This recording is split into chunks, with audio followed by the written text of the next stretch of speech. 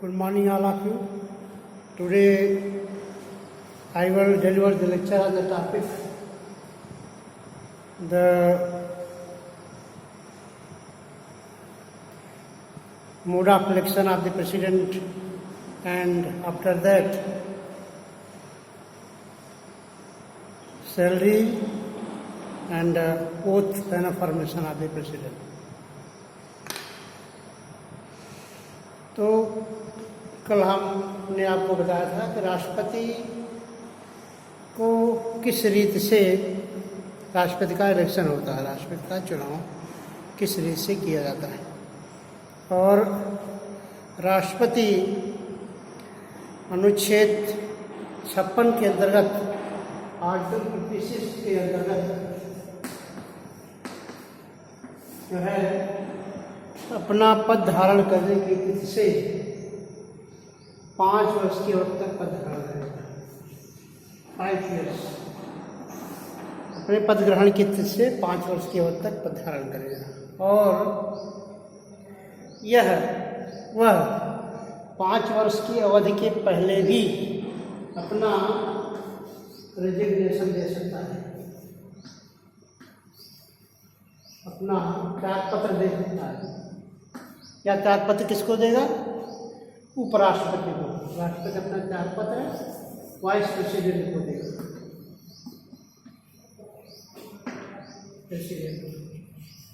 इसकी सूचना तुरंत स्पीकर ऑफ लोकसभा, इसकी सूचना तुरंत speaker of Lok Sabha, house of peoples, speaker of house of peoples, Lok Sabha को तुरंत दी जाएगी। और राष्ट्रपति को पद से किस आधार पर हटाया जा सकता है? राष्ट्रपति को संविधान का अतिक्रमण करने के आधार पर राष्ट्रपति को वायलेशन ऑफ कॉन्स्टिट्यूशन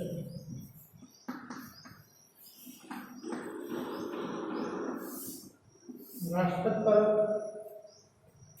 जो हटाया जाता है संविधान का अतिक्रमण करने के आधार पर अनुच्छेद आर्टिकल 61 के आधार पर हटाया जाता है।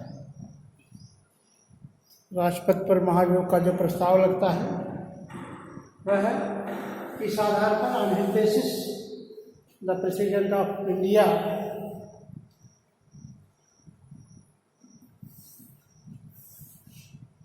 को हटाया जाता है। किस आधार पर? For the violation of the constitution of India, संविधान का अतिक्रमण करने के आधार पर द प्रेसिडेंट में रिमूव फ्रॉम हिज पोस्ट। इस तरीके से जो है राष्ट्रपति के जो राष्ट्रपति अपना पद धारण करता है 5 वर्ष की अवधि तक पद धारण करता है। तो कोई भी राष्ट्रपति जो अपना पद धारण करेगा वह जो है सवाल उठता है वह किसके समक्ष अपनी शपथ लेता है। तो ओथ एंड अफर्मेशन,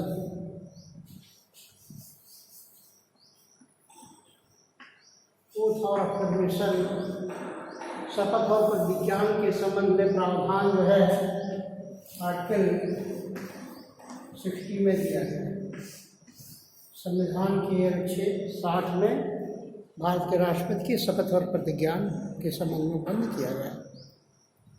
कोई भी व्यक्ति जो राष्ट्रपति के रूप में जिसका निर्वाचन होता है वह अपने पद ग्रहण करने से पहले जो है भारत के मुख्य न्यायाधीश चीफ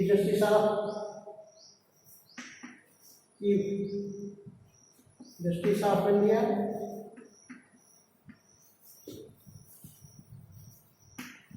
अगर यह अनुपस्थित है, इसकी अनुपस्थिति में सुप्रीम कोर्ट का कोई सीनियर जज सीनियर जज of the supreme court of India.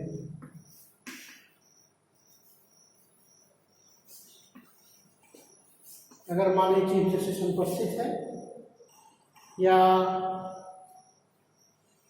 किसी ढंग से कार्रवाई कार्य करने में असमर्थ है, तो उसी परिस्थिति में सीनियर जज सुप्रीम कोर्ट ऑफ इंडिया के समक्ष अपना शपथ प्रतिज्ञा लेता है अनुच्छेद 60 के बंधों के अधीन रहते हुए। तो शपथ के ढंग से लिखा है कि मैं अमुक जो है राष्ट्रपति के पद की शपथ लेता हूँ कि मैं भारत के राष्ट्रपति के रूप में संविधान का प्रतिरक्षण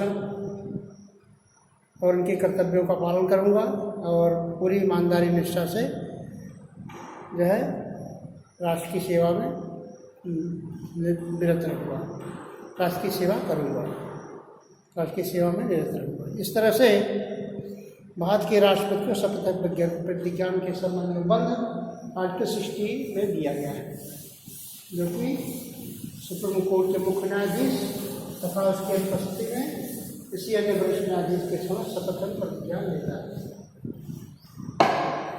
राष्ट्रपति पद से हटने के बाद री इलेक्शन पुनर्निर्वाचन का भी पात्र होता है।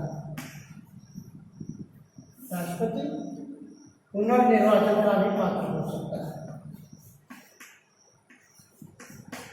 एक बार राष्ट्रपति चुन लिए जाने के बाद कार्यकाल समाप्त होने के बाद पुनः निर्वाचित हो सकता है, क्योंकि भारतीय संविधान में भारत में कोई भी राष्ट्रपति कितने समय तक कितनी बार निर्वाचित हो सकता है इसके संबंध में कोई प्रतिबंध नहीं लगाया गया है।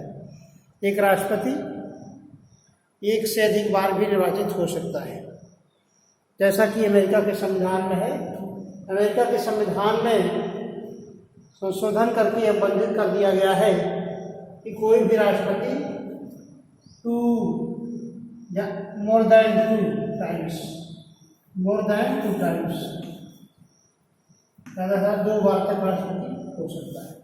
लेकिन भारत में जो है भारत के राष्ट्रपति के संबंध में ऐसा कोई बंधन नहीं किया गया है कि वह कितनी बार तक राष्ट्रपति रह सकता है, अर्थात एक बार होने के बाद पुनः निर्वाचित हो सकता है।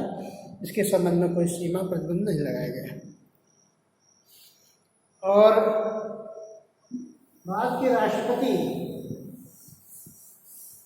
का राष्ट्रपति जो है बिना किराया दिए शासकीय निवासों के उपयोग का हकदार होगा।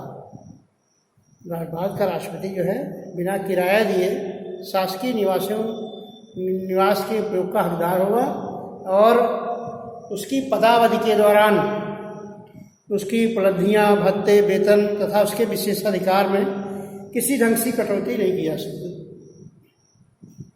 उसकी उपलब्धियां, वेतन, भत्ते तथा उसकी किसी भी प्रकार से उनके विशेषाधिकार में कटौती नहीं किया जा सकती। निःशुल्क शासकीय निवासों का हकदार होगा तथा उसको उपलब्धियां, भत्ते, विशेषाधिकार जो उसकी पदावधि के दौरान कम नहीं किए जाएंगे। और राष्ट्रपति जो है, जो व्यक्ति राष्ट्रपति चुन लिया जाता है वह जो है उसकी पदावधि के दौरान, अर्थात राष्ट्रपति अगर चुन लिया गया है ऐसी परिस्थिति में इसकी वेतन भत्ते में किसी ढंग से कमी नहीं की जा सकती, इसके विशेषाधिकार में कटौती नहीं की जा सकती।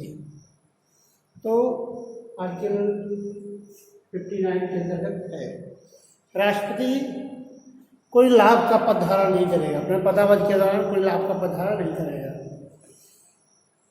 यदि भारत का राष्ट्रपति चुन लिया गया है, राष्ट्रपति चुनने के दौरान अगर वह किसी पद पर है, किसी सदन का सदस्य है, किसी राज्य के विधानमंडल का किसी सदन का सदस्य है, ऐसी परिस्थिति में राष्ट्रपति के निर्वाचन के समय उसके पद का स्वतः समापन हो जाएगा। इस तरह से भारत के राष्ट्रपति के संबंध में बंधन किया गया है। भारत का राष्ट्रपति यदि पद त्याग देता है, रेजिग्नेशन दे देता है या उसकी मृत्यु हो जाती है या पद से हटा दिया जाता है, पद से हटा दिया जाता है, ऐसी परिस्थिति में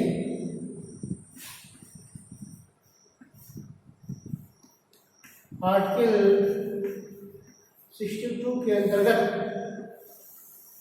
निर्वाचन जो है इसकी पदावधि की समाप्ति से 6 महीने के पहले ही कर लिया जाता है। मान लीजिए राष्ट्रपति 5 वर्ष के लिए काम कर रहा है, 5 वर्ष का कार्यकाल है, तो 5 वर्ष के कार्यकाल के पूरा होने के पहले ही उसका 6 महीने के पहले ही उसका निर्वाचन कर लिया, दूसरे राष्ट्रपति का निर्वाचन कर दिया जाता है। लेकिन राष्ट्रपति अपने पद तब तक बना रहता है जब तक कि नया राष्ट्रपति अपना पद ग्रहण नहीं कर लेता है। तो राष्ट्रपति यदि पद त्याग दिया है, यदि उसकी मृत्यु हो गई, पद पर रहने के दौरान मृत्यु हो गई है या पद से हटा दिया गया है, तो अनुच्छेद 62 के अंतर्गत नियम है कि पुनः जो है राष्ट्रपति का पुनः निर्वाचन होगा और इसी परिस्थिति में नए राष्ट्रपति का चुनाव होगा। जो भी व्यक्ति राष्ट्रपति के रूप में अपने पद ग्रहण करता है तो पद की अवधि से 5 वर्ष की अवधि तक पद ग्रहण करता है। इस तरह से राष्ट्रपति उपराष्ट्रपति के संबंध में, निर्वाचन के संबंध में कोई विवाद है, राष्ट्रपति और उपराष्ट्रपति के निर्वाचन के संबंध में, इलेक्शन के संबंध में कोई विवाद है, इलेक्शन के संबंध में कोई विवाद है, चाहे प्रेसिडेंट हो या वाइस प्रेसिडेंट हो,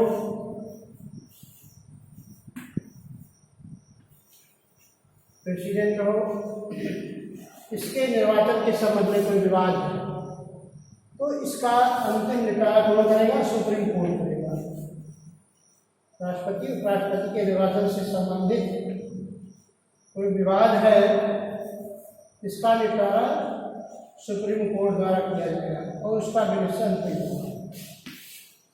और लेकिन इनके निर्वाचन के संबंध में कोई नियम विनियम बनाना है तो ऐसे नियम विनियम बनाने का अधिकार, इनके निर्वाचन के संबंध में कोई नियम विनियम बनाना है तो उनको नियम बनाने का अधिकार किसको है? संसद को, पार्लियामेंट को। राष्ट्रपति के निर्वाचन से संबंधित कोई नियम अगर बनाना है, नियम विनियम बनाना है, इसका अधिकार संसद को दिया गया है। कि निर्वाचन से संबंधित कोई अगर डिस्प्यूट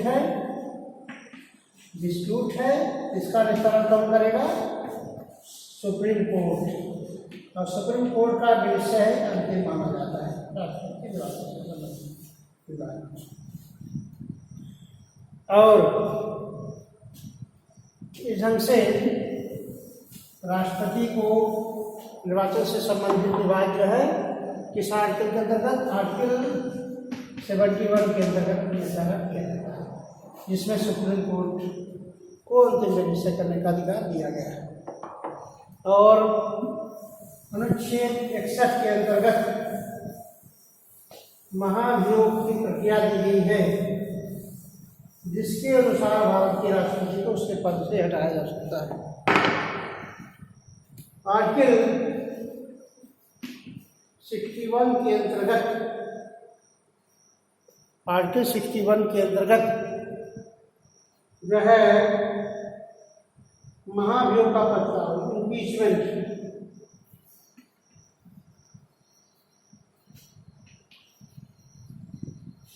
महाभियोग के संबंध में प्रक्रिया दी है।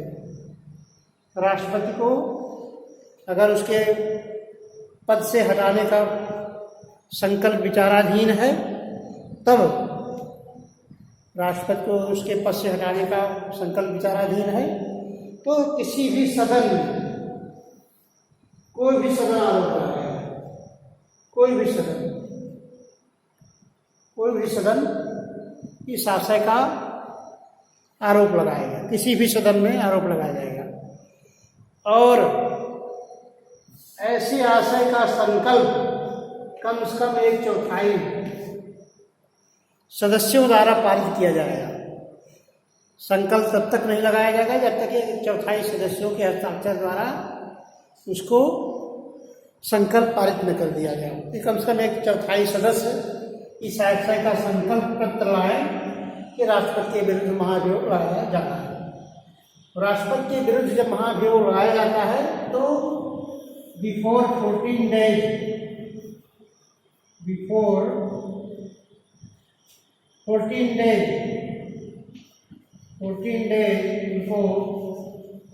इंफॉर्मेशन दिया जाता है, इंफॉर्मेशन दिया जाता है। 14 दिन के पूर्व राष्ट्रपति को के विरुद्ध महाभियोग लगाया गया है, इसकी 14 दिन पहले उनकी सूचना दी जाएगी। और संकल्प तब तक नहीं लगाया जाएगा जब तक कि सदन के सदस्यों में से 1/4 सदस्यों ने इस आशय का संकल्प पारित न कर दिया हो तो राष्ट्रपति के विरुद्ध महाभियोग लगाया जाना है। और भारत के अंतर्गत, भारतीय संविधान के अंतर्गत नियम है कि कोई भी सदन आरोप लगाता है, एनी हाउस में प्रोक्लेम चार्ज, एनी हाउस, किसी भी सदन में आरोप लगाया जाएगा। और ऐसी परिस्थिति में जब आरोप लगाया जाता है तो राष्ट्रपति जिस सदन में आरोप लगाया गया है, ऐसी परिस्थिति में राष्ट्रपति स्वयं भी उपस्थित होकर और या किसी अपने प्रतिनिधि द्वारा या किसी सुप्रीम कोर्ट के जज द्वारा या किसी उसके प्रतिनिधि द्वारा, उसके स्वयं के द्वारा या उसके प्रतिनिधि द्वारा सदन में उपस्थित रहने का अधिकार होगा। और वह संकल्प पारित हो गया है जिस सदन में लगाया गया है, तो दूसरा सदन उस संकल्प को देखता है कि वास्तव में संकल्प क्या 2/3 बहुमत से पारित हो गया है या नहीं। अगर जिस सदन में आरोप लगाया गया है तो दूसरा सदन क्या होगा, उस आशय को देखेगा कि महाभियोग विधिवत तरीके से 2/3 सदन की कोई संख्या के 2/3 सदस्यों द्वारा, मेंबर्स के द्वारा आरोप पारित कर दिया गया है। 2/3 सदस्य, एक सदन दूसरे सदन की जांच करेगा। अगर एक सदन द्वारा 2/3 सदस्यों के बहुमत से पारित कर देता है तो दूसरे सदन में प्रस्ताव को भेजा जाता है, तो पहला सदन भी दूसरे सदन में जांच करेगा। उस सदन में भी अगर 2/3 सदस्यों के संकल्प द्वारा प्रस्ताव पारित कर दिया जाता है तो ऐसी परिस्थिति में राष्ट्रपति को अपने पद से हटना होगा। तो इस तरीके से महाभियोग के प्रस्ताव के संबंध में impeachment of the president of India, राष्ट्रपति के महाभियोग के संबंध में प्रक्रिया है। अब महाभियोग इसलिए हटाया जाता है तो मैं पहले आपको बता चुका है, for the violation of the constitution, for the violation of the constitution. Bharat के राष्ट्रपति पर जब महाभियोग लगाया जाता है संविधान का अतिक्रमण करने के आधार पर लगाया जाता है। लेकिन अमेरिका में स्थिति इसके विपरीत है। अमेरिका में जो राष्ट्रपति पर महाभियोग लगाया जाता है वह संविधान का अतिक्रमण करने के आधार पर नहीं बल्कि राजद्रोह करने, सेडिशन, फॉर द सेडिशन, राजद्रोह करने या रिश्वत लेने, घूस लेने या अन्य किसी अपराध के संबंध में अन्य किसी अपराध के संबंध में। तो राजद्रोह करने, घूस लेने, रिश्वत लेने या अन्य किसी अपराध के संबंध में लगाया जाता है और वहाँ पर जो महाभियोग का संकल्प पारित किया जाता है वह निम्न सदन द्वारा लगाया जाता है, लोअर हाउस में शुरू किया जाता है। और ऐसी परिस्थिति में जो आरोप लगाया गया है कि 2/3 बहुमत द्वारा पारित हो जाता है, ऐसी परिस्थिति में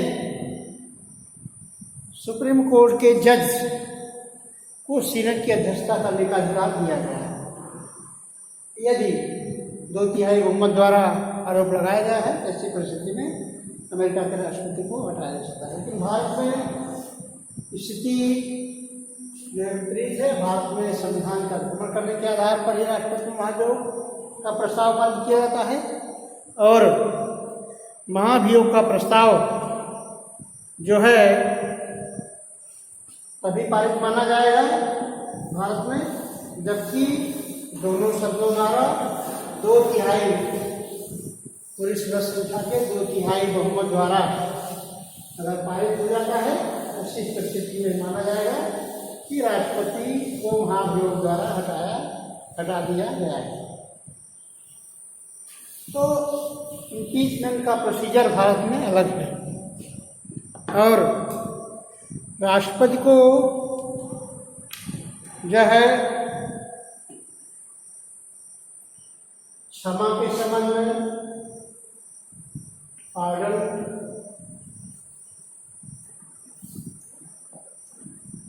निलंबन, प्रविलंबन, परिहार, लघुकरण, भारत के राष्ट्रपति को किसी भी दंड को क्षमा करने, अगर किसी अदालत द्वारा कोई व्यक्ति जो है मृत्युदंड की सजा पाया है तो पूरी तरह से माफ कर सकता है। भारत के राष्ट्रपति को अधिकार है और मृत्युदंड को आजीवन कारावास में बदलने, दंड का परिहार करने, दंड से पूरी तरह से छूट देने का वही अधिकार दिया गया है भारत के राष्ट्रपति। इस तरह से निलंबन,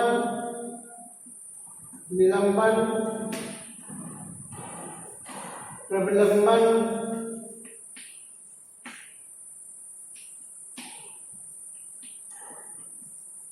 परिहार, लघुकरण,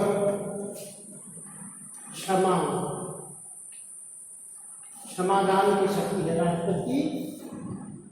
पावर ऑफ पार्डन, राष्ट्रपति की क्षमादान की शक्ति है। निलंबन, प्रविलंबन, परिहार, लघुकरण।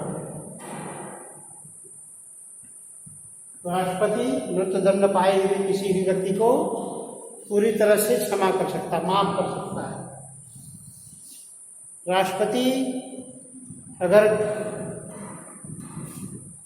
उच्चतम न्यायालय ने किसी व्यक्ति को मृत्युदंडादेश दे दिया है, ऐसी परिस्थिति में वह मृत्युदंडादेश को लाइफ इम्प्रिजनमेंट में बदल सकता है, लाइफ इम्प्रिजनमेंट में बदल सकता है।